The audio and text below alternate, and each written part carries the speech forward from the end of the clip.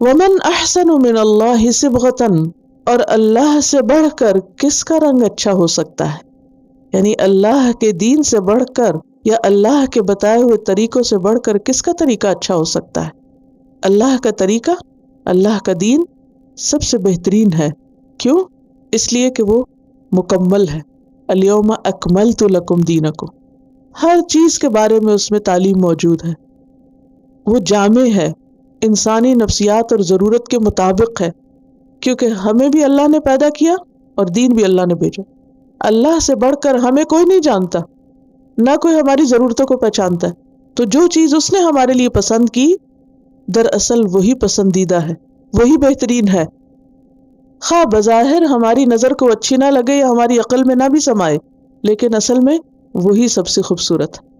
تو ومن احسن من اللہ صبغۃ سے مراد کیا ہے کہ سب سے خوبصورت، سب سے بہترین اور سب سے اچھا طریقہ اللہ کا بتایا ہوا طریقہ ہے، خواہ وہ کھانے کا طریقہ، خواہ وہ سونے کا طریقہ، خواہ وہ بولنے کا طریقہ، خواہ وہ ماں باپ یا بہن بھائیوں سے معاملہ کا طریقہ ہو، سب سے خوبصورت طریقہ ہے۔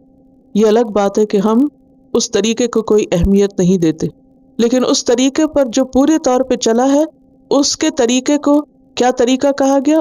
اسوۃ حسنۃ، اور یہ احسن اور وہ حسنہ ہے، ایک ہی روٹ ہے، خوبصورت طریقہ، خوبصورت نمونہ۔ لہٰذا اگر ہم چاہتے ہیں کہ اللہ کی نظر میں پسندیدہ ہوں تو ہمیں کیا کرنا ہوگا؟ اللہ کا رنگ اختیار کرنا ہوگا، اس کے بتائے ہوئے طریقوں پر چلنا ہوگا، اس کے رسول محمد صلی اللہ علیہ وسلم کو فالو کرنا ہوگا۔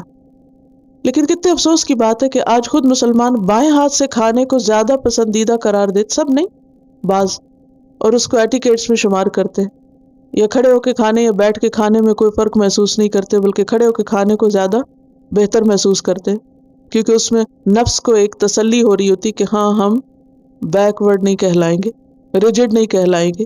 یہ سب باتیں، بیکورڈ ہونا یا ریجڈ ہونا، یہ سب انسان کے اپنے ذہن کی اختراع، آپ جس چیز کو جس نظر سے چاہیں دیکھنا شروع کر دیں۔ تو دین کا طریقہ جو ہے، چونکہ وہ اللہ کا بھیجا ہوا ہے اور اللہ کی بنائی ہوئی کسی چیز میں آپ کو کوئی خلل نظر نہیں آئے گا۔ اللہ سبحانہ وتعالیٰ قرآن مجید میں کہتے کہ آسمان کی طرف دیکھو، کیا تمہیں کوئی خلل نظر آتا ہے اس میں؟ ثم ارجع البصر، پھر اپنی نگاہ دوڑاؤ، کرتین، بار بار اپنی نگاہ پلٹاؤ، ہل تری من فطور، کوئی شگاف، کوئی دراڑ، کوئی خلل نظر آتا ہے؟ کچھ بھی نہیں۔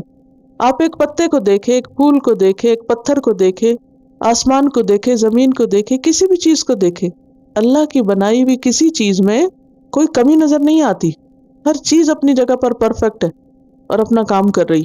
تو اگر پوری کائنات ایک ڈسپلن کے ساتھ چل رہی ہے، سورج چاند ستارے اپنی اپنی جگہ پر بندھے ہوئے ہیں، کام کر رہے ہیں، اللہ کی اطاعت کر رہے ہیں، اللہ کے بنائے ہوئے نظام میں بندھے ہوئے اور چل رہے ہیں، اور کسی قسم کی وہاں کوئی ڈسٹرکشن نہیں، تو پھر انسانوں کے لیے بھی پسندیدہ کیا ہے کہ وہ اپنے آپ کو اللہ کے آگے جھکا دے اور ان کے لیے اللہ نے جو سسٹم اور جو ڈسپلن بھیجا ہے اس کو فالو کرے، یہی سب سے اچھا ہے اگر وہ جانے۔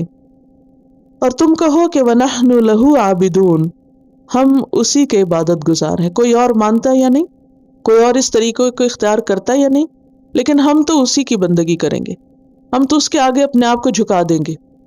إِيَّاكَ نَعْبُدُ وَإِيَّاكَ نَسْتَعِينُ، تو یہ نحن لہو عابدون اصل میں وہی معنی رکھتا ہے إِيَّاكَ نَعْبُدُ کا ہی۔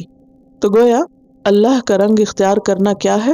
اللہ کے بندے بن جانا، اللہ کی عبادت کرنا، اور صرف اسی کی عبادت کرنا۔ اور عبادت کیا ہوتا ہے؟ اپنے آپ کو اللہ کے آگے جھکا دینا، یعنی اپنی مرضی کو، اپنی خواہش کو، اپنی عقل کو اللہ کے آگے جھکا دینا، اس کا حکم مانتے ہوئے اور اس کی روکی ہوئی چیزوں سے رکتے ہوئے، اور اس میں محبت اور احترام کا عنصر بھی ہو، مجبوری اور صرف مارے بندھے والی بات نہ ہو۔ صبغة الله ومن أحسن من الله صبغة ونحن له عابدون۔